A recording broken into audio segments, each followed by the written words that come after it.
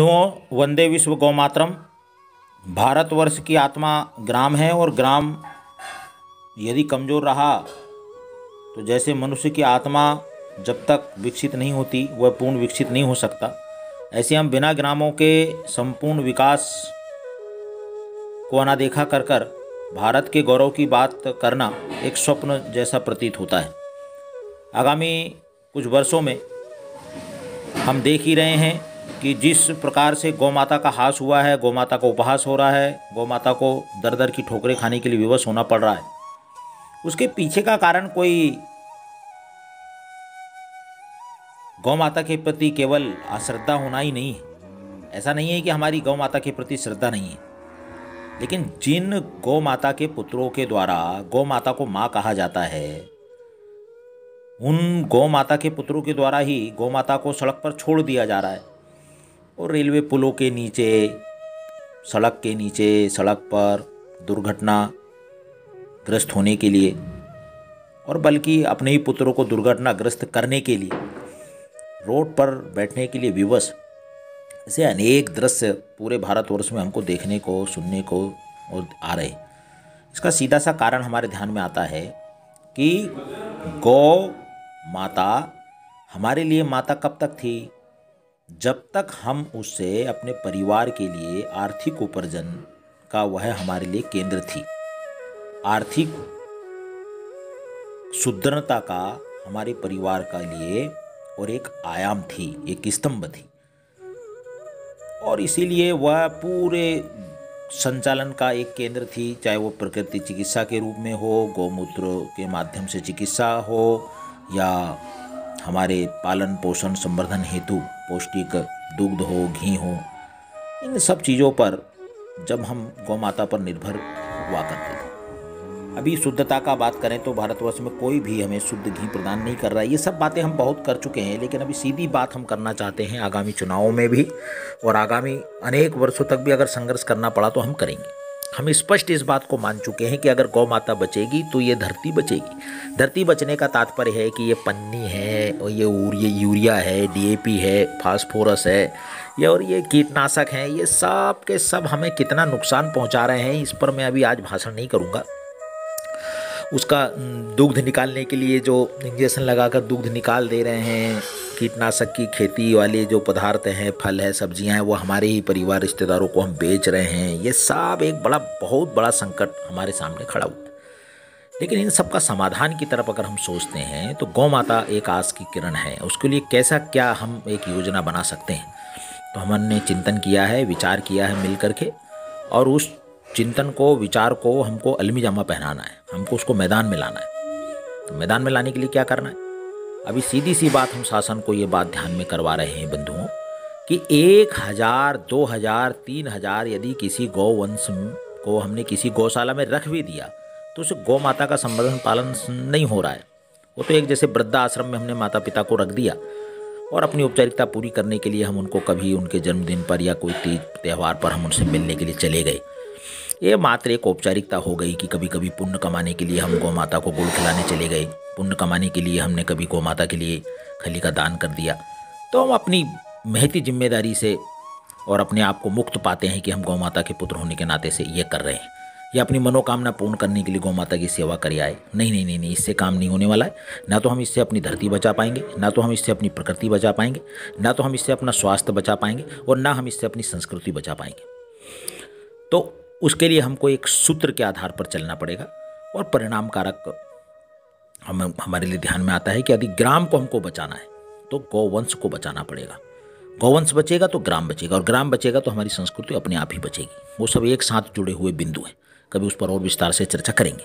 लेकिन आज केवल मात्र कम शब्दों में ही सही, लेकिन मैं आपको पूरा का पूरा आपके मस्तिष्क में इस बात के लिए स्पष्ट करा दूं कि गौवंश को हम पंचायत केंद्र पर जो शासन के द्वारा गौशाला खोली गई है, उस गौशाला को लाखों करोड़ों रुपए जो अनुदान वहाँ हम करने की मांग करते हैं, गौ माता पर वैध और जो आता है उसको शासन देता है, उन सब को एक समरी बना करके स्पष्ट किया जाए और वहाँ अधिक मात्रा में गौवंश न रखा जाए।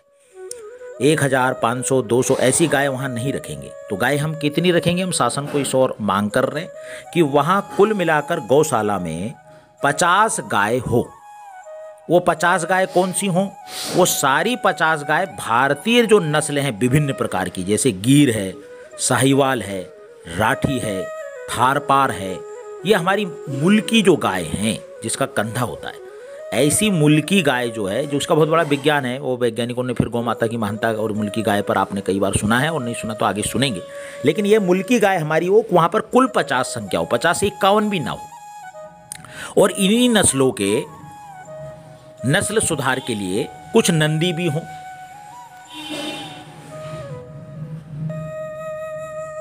ये गौशाला का हमारा स्वरूप हो गया। इस गौशाला का संचालन कौन करेगा? अभी पशु चिकित्सक जो है, वेटनरी के डॉक्टर हैं, और जो भी केंद्र गांव केंद्र पर खोले गए हैं, जब गौवंशी गांव में नहीं बचा है तो उनके लिए काम क्या है? भर्तियां भी उसमें अभी बंद है, तो और नई भर्तियां भी की जा सकती है।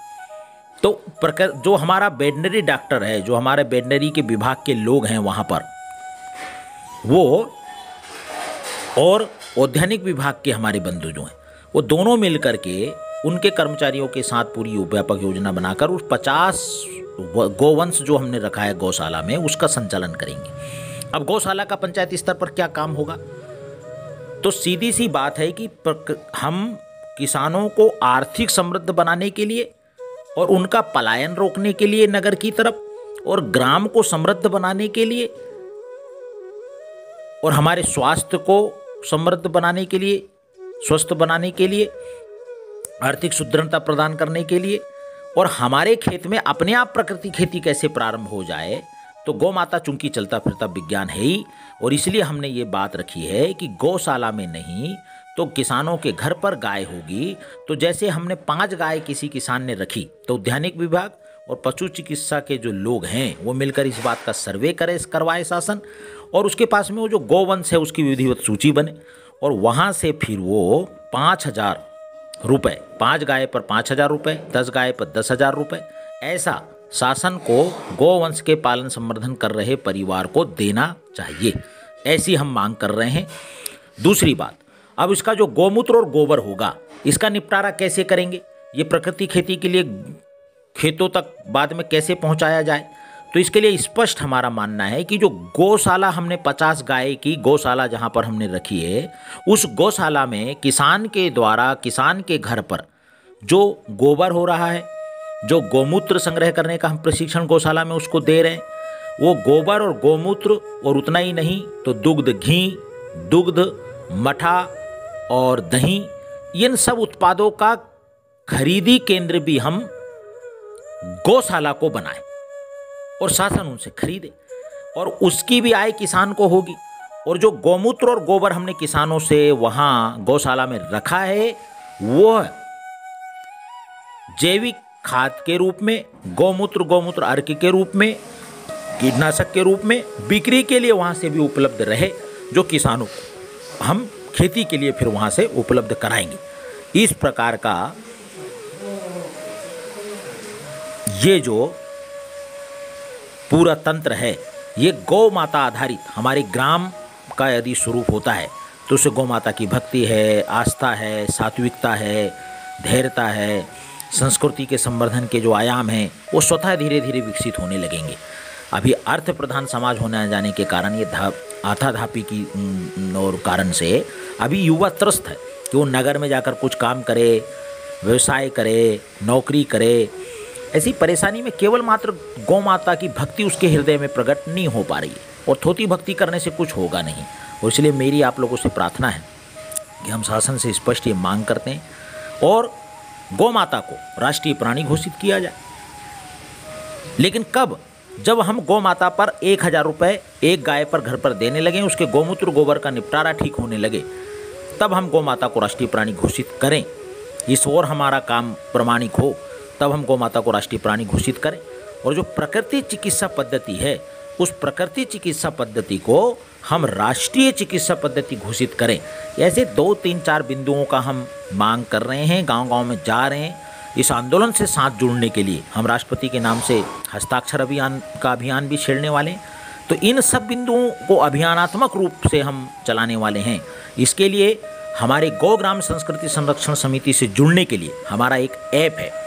आप ऐप को डाउनलोड करेंगे तो गौग्राम संस्कृति संरक्षण समिति बोलेंगे तो ऐप डाउनलोड कर लेंगे और ऐप में फिर आपकी सदस्यता करेंगे। उस आर्थिक रूप से भी हमारे संगठन को गति देना पड़ेगा, प्रवास के लिए, पत्रक के लिए, इन सब बातों के लिए। तो एक सदस्यता शुल्क उसकी है, उस सदस्यता शुल्क का विवरण उसके अंदर है। तो संबंधित बैंक में हम सदस्यता शुल्क जमा करके अपनी सदस्यता कर लें और आपके सुझाव या आपका कोई मार्गदर्शन हो या इसमें आप हमसे वार्ता करना चाहते हो तो मेरा फेसबुक है, ट्विटर है, इंस्टाग्राम है, व्हाट्सएप नंबर है, वो सब पर आप मुझसे संपर्क कर सकते हैं। आपका गौग्राम संस्कृति संरक्षण समिति में अभिनंदन है, स्वागत है। वंदे विश्व गौ मातरम। भारत माता की जय।